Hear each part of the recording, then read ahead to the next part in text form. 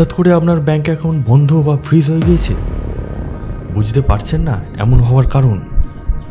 তারপর একদিন হঠাৎ করে বাড়িতে নোটিশ পেয়েছেন, সেটা থেকে জানতে পারলেন কোনো এক থানায় আপনার ব্যাংক অ্যাকাউন্টের বিরুদ্ধে ব্যাংক জালিয়াতি মামলা হয়েছে। বুঝতে পারছেন না এসব কিভাবে হলো।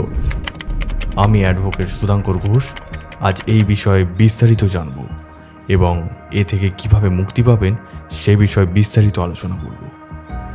প্রথমে জানিয়ে রাখি, এসব সাধারণত হয় অনলাইন গেম অ্যাপস থেকে।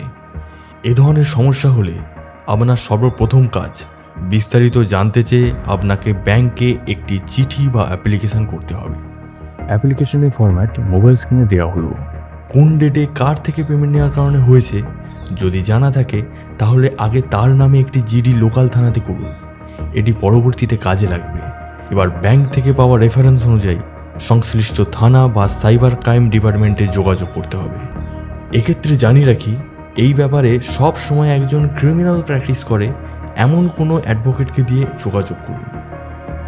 আরও বিস্তারিত জানতে এবং এ ব্যাপারে সাহায্য পেতে ইনবক্সে মেসেজ করুন অথবা হোয়াটসঅ্যাপ করুন।